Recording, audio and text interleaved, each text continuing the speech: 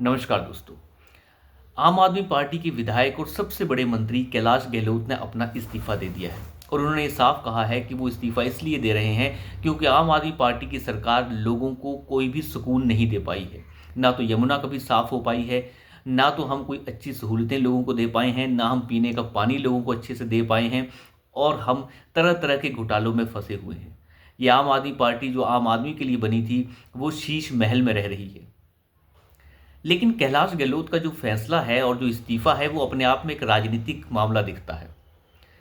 ये कैलाश गहलोत पिछले 10 साल से मंत्री बने हुए हैं और आज तक उन्हें कभी एहसास नहीं हुआ कि आम आदमी पार्टी खास आदमी पार्टी बन चुकी है। यमुना तो कभी साफ पहले भी नहीं हुई और आज के आंकड़े बताते हैं कि यमुना 2015 से भी ज़्यादा प्रदूषित हो चुकी है। हवा का बहुत बुरा हाल है। तो आम आदमी पार्टी के अंदर रहते हुए कैलाश गहलोत को पहले ये एहसास क्यों नहीं हुआ? आज जाकर उन्हें यह एहसास हो रहा है। तो ये बताता है कि दूध के धुले तो कैलाश गहलोत भी नहीं है, क्योंकि उन्हें ये एहसास हो गया है कि अब वो आम आदमी पार्टी से विधायक नहीं बन सकते हैं, क्योंकि हालत इतनी बुरी है कि आम आदमी पार्टी का जो जनाधार है वो टूट चुका है। और ये भारतीय जनता पार्टी के लिए सबसे अच्छी खबर है। ये उनकी जीत का शंखनाद है और आम आदमी पार्टी के खात्मे का शंखनाद भी है। लेकिन आम आदमी पार्टी के इस शंखनाद को आगे कैसे बढ़ाएगी भारतीय जनता पार्टी, ये तो उनके शीर्ष नेतृत्व के ऊपर निर्भर करता है। लेकिन कैलाश गहलोत ने जिस तरीके से अपना इस्तीफा दिया है, वो सबसे बड़े मंत्री थे, सबसे ज़्यादा मंत्रालयों को वो संभाल रहे थे और उनके इस्तीफा देने के ऊपर आम आदमी पार्टी का कोई भी ढंग का बयान नहीं आया है, सिवाय इस बयान के कि ईडी और सीबीआई के से परेशान होकर वो अपना इस्तीफा दे रहे हैं। तो आप इस बात को समझ सकते हैं कि वो इस्तीफ़ा क्यों दे रहे हैं। इस्तीफ़ा वो इसलिए दे रहे हैं क्योंकि आम आदमी पार्टी से अब अगर वो विधायक नहीं चुने जाते हैं तो उनका राजनीतिक भविष्य खत्म हो जाएगा।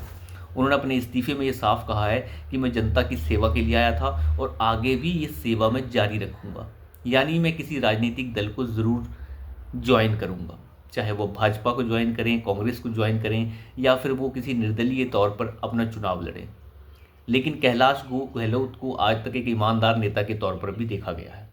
लेकिन उनकी ईमानदारी का क्या फ़ायदा जब 10 साल से वो एक तरीके से मनमोहन सिंह की तरह काम कर रहे थे, चुपचाप सब कुछ करते रहे। लेकिन अरविंद केजरीवाल के लिए एक नई मुसीबत और भी है। वो मुसीबत ये है कि कैलाश गहलोत पर्यावरण मंत्रालय से लेके वो सभी मंत्रालय संभाल रहे थे जो दिल्ली के सबसे बड़े मंत्रालय हैं। दिल्ली की जनता जिस तरीके से प्रदूषण से परेशान है, और दूसरी बात यमुना की सफाई, जिसके लिए आम आदमी पार्टी की सरकार लगभग 8,000 करोड़ रुपए से भी ज़्यादा पैसा खर्च कर चुकी है। वो पैसा कहाँ खर्च हुआ और केंद्र सरकार से जो मदद ली गई यमुना को साफ करने के लिए, उस पैसे का प्रयोग कहाँ किया गया, ये कैलाश गहलोत अच्छे से जानते हैं। क्योंकि यमुना तो साफ हो नहीं पाई, 8,000 करोड़ रुपए से ज़्यादा का पैसा कहाँ खर्च हो गया कुछ पता नहीं है। तो कैलाश गहलोत आने वाले समय में वो पत्ते खोल सकते हैं जिससे अरविंद केजरीवाल की मुसीबत और बढ़ सकती है। कंट्रोलर ऑडिटर जनरल यानी कैग की रिपोर्ट्स को अभी तक अरविंद केजरीवाल की सरकार ने सार्वजनिक नहीं होने दिया है, उसे अभी तक विधानसभा के पटल पर नहीं रखा गया है। तो बहुत सारे मामले हैं जिसमें अरविंद केजरीवाल घिरे हुए हैं और वो चाह रहे हैं कि कम से कम चुनाव से पहले ऐसा कुछ ना हो कि और घोटाले सामने आ जाएं। वो चुनाव तक इन चीज़ों को टालना चाहते हैं, चुपचाप चुपचाप रहना चाहते हैं। उनसे जब पूछा गया कि कैलाश गहलोत के इस्तीफे पे आप क्या कहना चाहते हैं, तो उन्होंने मौन धारण कर लिया और अपना माइक जो है दूसरी तरफ कर दिया। यहीं से आप अंदाज़ा लगा सकते हैं कि कैलाश गहलोत का इस्तीफा कितने बड़े मायने रखता है। आम आदमी पार्टी के लिए तो रखता ही है, लेकिन ये भाजपा के लिए एक अहम मुद्दा है। अगर वो इस मुद्दे को बुना सकते हैं तो वो आगे बढ़ सकते हैं। लेकिन मुझे भाजपा की दिल्ली की इकाई पे पूरा शक है कि वो बिल्कुल नकारा और निकम्मी है।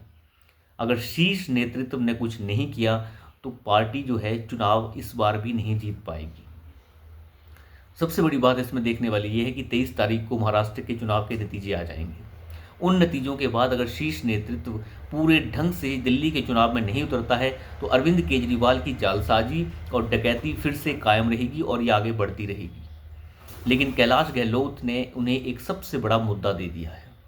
इस मुद्दे को बुनाकर वो आगे बढ़ सकते हैं और कैलाश गहलोत से वो चीज़ें और सामने आ सकती हैं कि कैसे घोटाले आज तक अरविंद केजरीवाल और ये जालसाज की पूरी टीम और गैंग जो है और जो पूरा का पूरा गिरोह अरविंद केजरीवाल ने बना रखा है कि किस तरीके से जालसाजी करता रहा है। तो इन चीज़ों से पर्दा जल्द उठने वाला है और ये शंखनाद भी है कि अरविंद केजरीवाल की पार्टी का पतन एक्सपोनेंशियल स्पीड से आगे बढ़ेगा और ये कैलाश गहलोत के इस इस्तीफे से साफ हो गया है। उन्होंने अपने इस्तीफे को सार्वजनिक भी किया है और चिट्ठी भी सार्वजनिक की है कि उन्होंने क्यों इस्तीफा दिया है। मुद्दे बिल्कुल साफ हैं, झूठ तो कुछ भी नहीं है।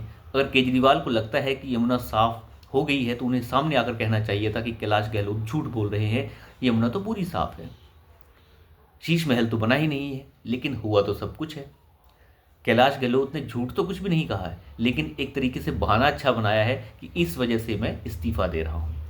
हालांकि इस्तीफा बिल्कुल राजनीतिक दिखता है, लेकिन झूठ कुछ भी नहीं है सब कुछ सच। बहाना भले ही अब बनाया गया हो, क्योंकि शीश महल तो पहले ही बन गया, घोटाले भी पहले हो गए।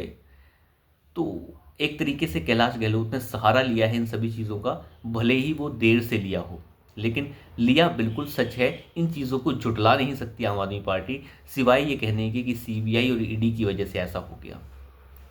तो अभी के लिए इतना ही। धन्यवाद।